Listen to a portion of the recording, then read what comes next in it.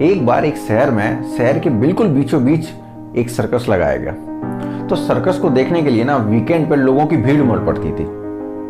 उस सर्कस को देखने के लिए लोग लंबी लाइन लगाते थे ताकि उन्हें टिकट मिल सके, और जिन लोगों को टिकट मिल जाती थी वो बढ़िया से सर्कस का मजा लेते थे।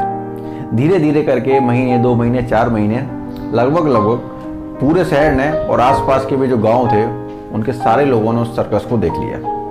अब सर्कस में भीड़ उतनी नहीं आती थी जितनी की शुरुआत में आती थी। तो मालिक को लगा यार अब धंधा ना कुछ मंदा हो रहा है, लोग कम आ रहे हैं। तो मालिक ने अपने मैनेजमेंट को बुलाया और बोला कि यार सर्कस में अब उतने लोग नहीं आ रहे जितने पहले आ रहे थे, और मैं तुम लोगों को बढ़िया तनख्वाह देता हूँ, तो मुझे कुछ ऐसा नया ला के दो ना जिससे मेरे सर्कस में लोग आ सकें, क्योंकि सर्कस में लोग आएंगे, मेरी कमाई होगी ना, तभी मैं तुम्हें तनख्वाह दूंगा। तो मैनेजमेंट ने सोचा यार कुछ तो करना पड़ेगा अगर तनख्वाह उठानी है तो मैनेजमेंट ने ना आइडिया दिया सर्कस के मालिक को कि सर हम कुछ ऐसा करें जिससे लोग हमारी तरफ अट्रैक्ट हों। बोला सब कुछ तो कर ही रहे हैं हम यार, ये जोकर को घुमा रहे हैं, हाथियों को दिखा रहे हैं, और पता नहीं कौन कौन से करतब हम सर्कस में दिखा रहे हैं। बोला सर ये नहीं, कुछ ऐसा जो लोगों ने ना देखा हो। तो मालिक ने पूछा ऐसा क्या मेरे भाई, कुछ बता तो सही। तो मैनेजमेंट में बोला कि हम 2 शेर ना ऑस्ट्रेलिया से मंगाते हैं, जो बब्बर शेर हों, बड़े बड़े जिनके बाल हों, खूब मोटे तगड़े चौड़े शेर हों, ऐसे शेर मंगाते हैं जो लोगों ने सिर्फ सुने हो, देखे ना हो।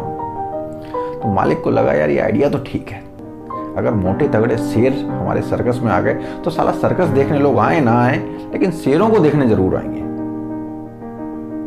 तो मालिक को बात पसंद आ गई और मालिक ने बोला ठीक है मेरे भाई, ये लो पैसा और जाओ जाके बढ़िया से शेर लेके आओ ऑस्ट्रेलिया से।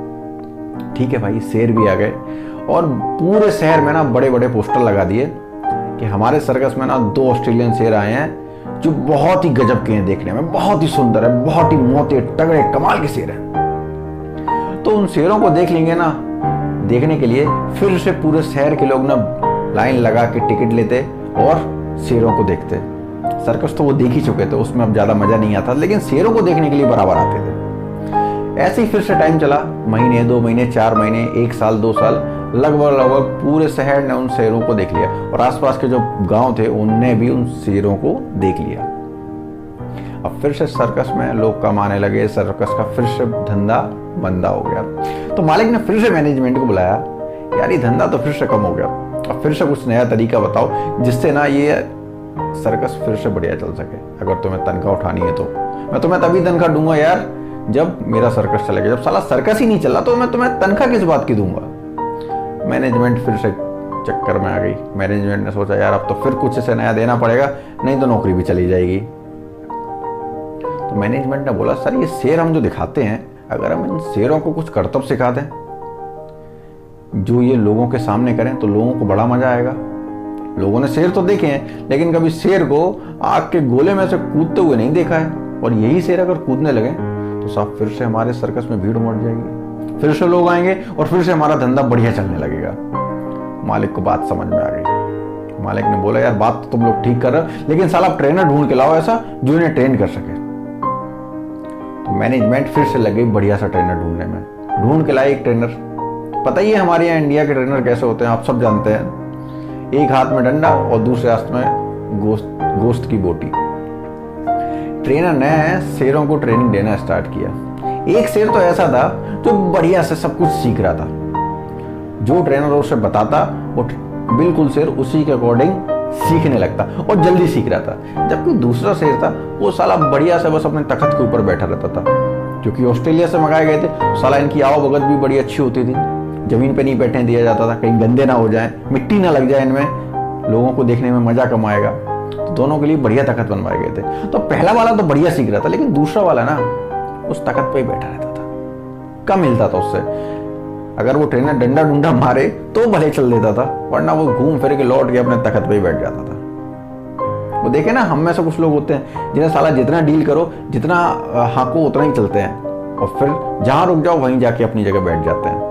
वैसा ही शेर था कुछ वो, आप समझ गए होंगे।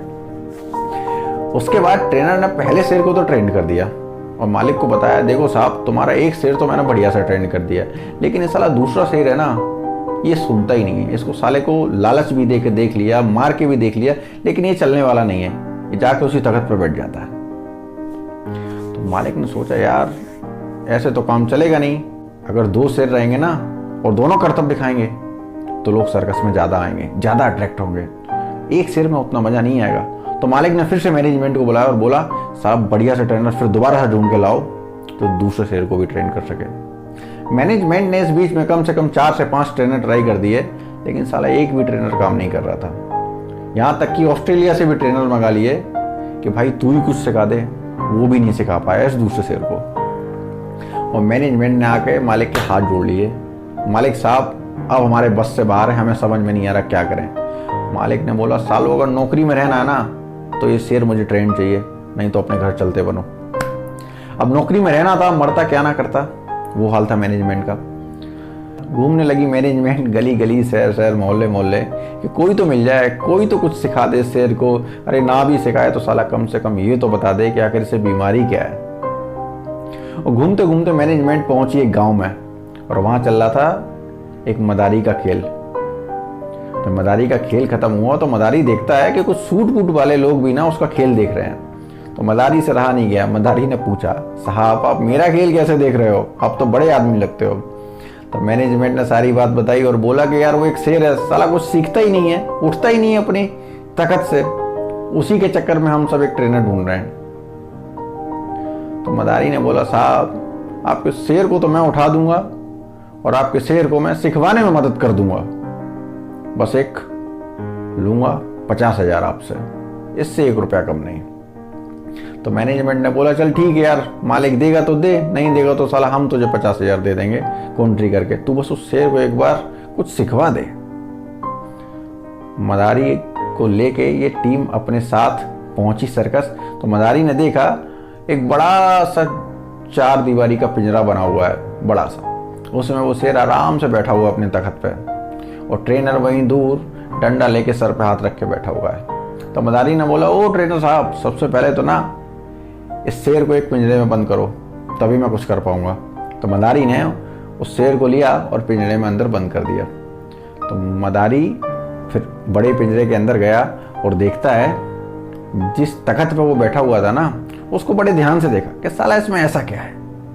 और जब बड़े ध्यान से देख लिया तो मदारी ने ना अपने पीछे लटकी हुई एक कुल्हाड़ी निकाली और उस कुल्हाड़ी से ना तख्त के टुकड़े टुकड़े करने लगा, काटने लगा उस तख्त को। तो मैनेजमेंट बोली मेरे भाई तुझे शेर को सिखाने के लिए बुलाया था, अपना नुकसान करवाने के लिए नहीं, ये तख्त को तोड़वाने के लिए नहीं बुलाया था तुझे। तो मदारी बोला यार देखो मेरी बात सुनो, पैसे लिए ना तो काम पूरा करके जाऊंगा और मेरे काम में ना उंगली मत करो, नहीं तो फिर तुमसे जो होता है करवा लो किसी से। तो मैनेजमेंट ने बोला चल ठीक है यार तू ही कर दे। उसके बाद जब उसने तख्त पूरा तोड़ दिया, काट दिया और फिर बाहर निकल आया पिंजरे से। अब बोला कि इस छोटे पिंजरे से ना शेर को छोड़ दो। शेर को जब छोड़ा छोटे पिंजरे से तो शेर बड़े वाले बाड़े में पहुंच गया और वहां जाके देखता है चक्कर लगा के उसे कहीं यार अपना तख्त ही नहीं दिख रहा है जिस पर वो बैठा रहता था। शेर चक्कर लगा लगा के परेशान हो गया, लेकिन साला उसे तख्त नहीं दिखा। अब तख्त तब देखे जब तख्त वहां हो, तख्त तो तोड़ रहा। तो उसके बाद इस मदारी ने बोला ट्रेनर से, ट्रेनर साहब ना तो साला अब ये शेर बैठेगा और ना तुम अब इसे बैठने देना, अब इसे जो सिखाना है ना साला सिखाओ, उससे पहले इसे कोई तख्त मत देना। उसके बाद जो शेर कुछ नहीं सीख रहा था वही शेर साला सारी करतबबाजी 15 दिन के अंदर सीख गया। ऐसा पता है कैसे हुआ? क्योंकि वो जो तख्त था ना वो साला उसका कंफर्ट जोन था और वो उस तख्त से उतरना ही नहीं चाहता था। बिल्कुल ऐसा ही हमारे साथ होता है ना, जब तक हम किसी चीज से चुपके रहते हैं ना यार इससे हमारी लाइफ अटैच्ड है, हम इसके बिना नहीं रह सकते, तब तक हम लाइफ में कभी ग्रोथ नहीं कर सकते। अगर ग्रोथ करनी है ना तो मेरे भाई आपको ना अपना आराम थोड़ा सा कम करना पड़ेगा। अगर 8 बजे जगते हो ना तो 6 बजे जगना पड़ेगा, कुछ तो करना पड़ेगा ना, वरना जो आज कर रहे हैं हम इसे ही कांस्टेंट करते रहेंगे तो रिजल्ट भी तो वही आएंगे जो आज आ रहे हैं। अगर नए रिजल्ट चाहिए ना तो कुछ नया करना पड़ेगा। तो इसीलिए मेरे भाई आप भी कुछ नया करो, क्यों डरते हो फेल होने से? अरे फेल हो गए तो क्या होगा यार, नहीं कर रहे हो तब भी तो आज फेल ही हो, तो फेल होने से मत डरो। चलिए फिर मिलूंगा आपसे किसी नए वीडियो में किसी नए टॉपिक के ऊपर, तब तक नमस्कार।